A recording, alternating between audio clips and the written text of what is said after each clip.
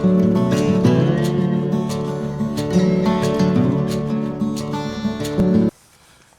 guys, this is Matt and Daddy Duck 365. Out here today with some friends of mine, Casey and Judson. I'm going to mess his name up all day long, I'm quite sure. They are with the Santee Cooper aquatic management team. And earlier in a video and some of the postings on Facebook that I have, I've mentioned about this giant Salvinia. And I hope I pronounced that right. I probably messed that up too. They're here. I brought them out here to show them a stand that I found during the duck season. It has grown substantially, and normally I would just give them a grid coordinates, but where this is located, it's kind of hard to get to, so I had to bring them in here by boat. So I brought them in here today. You can see behind me, here it is, giant Salvinia all over the place. It is literally taken over this marsh area out here on the Santee Cooper lakes. So I have Miss Casey and Mr. Judson, and we're just going to sit here and just hold basically a conversation about and I got to get situated because I am like all over the place. You want me to go to the front of the boat? Yeah. Y'all want to sit together? Y'all go right ahead. I mean, we're just out here having some fun. We're running the Go Devil and getting through this stuff. But Miss Casey, if you would, just tell us a little bit about what Santee Cooper Aquatic Management Team is doing, and how we're going to eradicate. Just tell us about it. Okay, so Judson and I work in the Biological Services Unit at Santee Cooper, and our group, one of the programs that we are over is the aquatic plant management on Santee Cooper Lake System, so Lake Moultrie and Lake Marion. Giant Salvinia is our newest invader that we've found. Okay, can you hold that up? There we go. It was located on Lake Marion in the summer of 2017, correct? And we were out surveying for another aquatic plant or invasive crested floating heart that we've been battling since '05. And basically on the Santee Cooper system, we get a new invasive plant every decade. So about 10 years. Salvinia was about 12 years in between. '05 was when we found crested floating heart, and 17 we found Salvinia. So Salvinia is native to Brazil, correct? Right. And South America. The only other places in the United States that Salvinia has a foothold is Louisiana, Texas, and in Florida, but I would say more than likely Louisiana's had the toughest battle with it. So we've been in touch with a lot of managers down in Louisiana, educating ourselves on the plant and how we can treat it. So right now on the Santee Cooper system, what we're using are several different herbicide mixes to combat giant Salvinia. There is a biological control out there that the Corps of Engineers and Louisiana State LSU have been working on. And those weevils feed specifically only on giant Salvinia. So we're looking and if I can, so they're not going to hurt anything, any other aquatic plant, correct? No, that's right. They're very specific. And there was a lot of testing done to ensure that that was the case. They spent years looking at them, make sure they wouldn't harm any other native vegetation. Right. Well, okay. We don't. So the goal of our department, I guess I should start with that, is what we mainly focus on in the invasive aquatic plant program is just that. It's just invasives. So the goal behind that is preserving our native species. And when we have invasive species come in, they outcompete. I mean, that's just what an invasive is. It displaces or outcompetes your native vegetation. And so we're trying to combat things like this. Water hyacinth, crested floating heart, giant Salvinia are some of the ones that we have on our system that we treat. So herbicides is what we're trying to use on this. There are some selective herbicides that we can use on Salvinia that will select out for just this plant, and that's our go-to. If we can use a selective herbicide, not damage our native plants, that's our preference, I should say. When you're in an area like this, it's covered with giant Salvinia, it's choking out anything native underneath it. So if you have good submerged native vegetation underneath there, it's being shaded out by this and displaced is what we call it. It's being displaced. So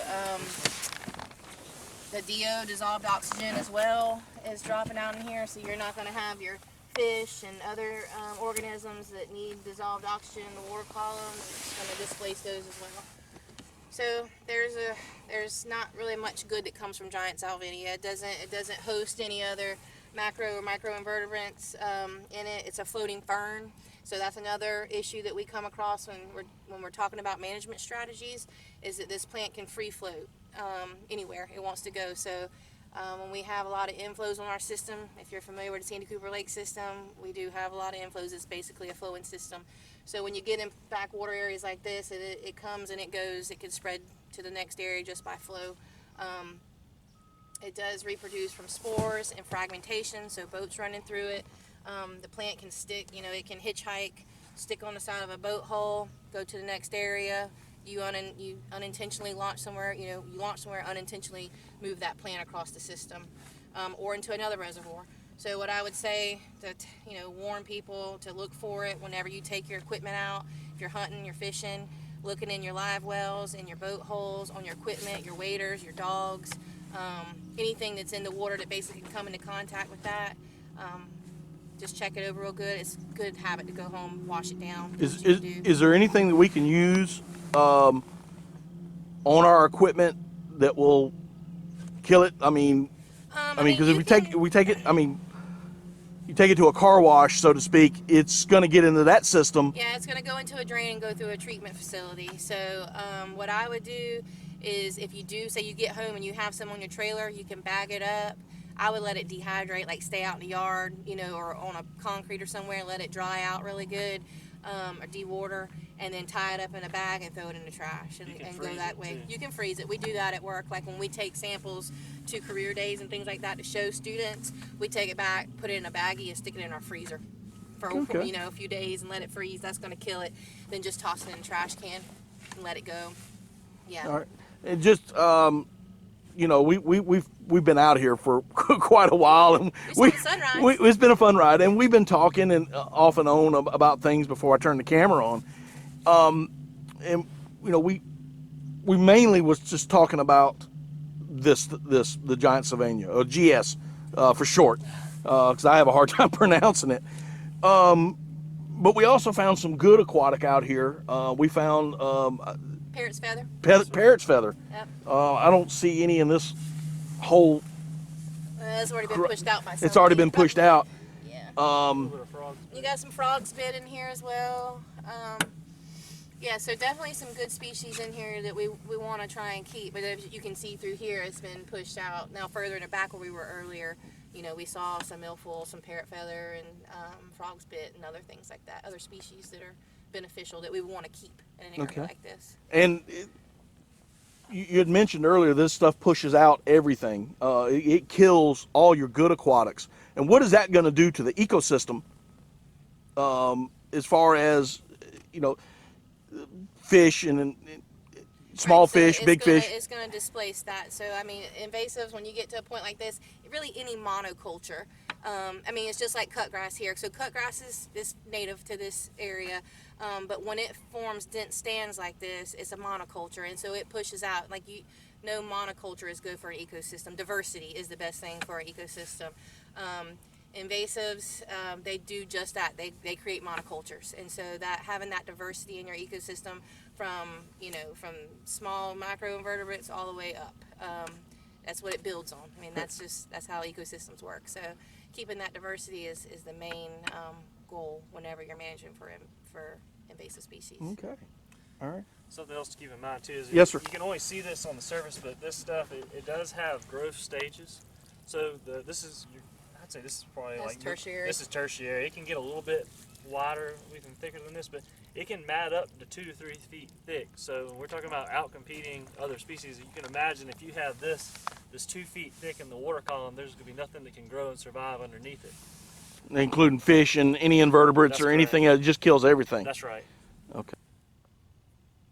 Okay, guys. Again, I just want to thank Casey and Judson for coming out here. And if you do like these kind of videos, these conservation type videos, here's what I need you to do. I need you to subscribe to my channel, Daddy Duck 365. I need you to like and I need you to comment for me. And if you can't get a hold of them, feel free. You can contact me through YouTube in the comment section, or you can send me a message. Facebook, Daddy Duck 365 on Facebook. Also, I have an email, Daddy Duck 365, as far as my email. So if you, for whatever reason, you cannot get in touch with me, there's something you see, shoot me an email, shoot me a message, leave a comment down below, and I will get it to them. I have not a problem with doing that, because we all need to come together with this. We need to get this bad stuff out of here, and we need to put good food in here for our ducks and geese. Anyway, I'm Matt. This is Daddy Duck 365, and we'll see you next time.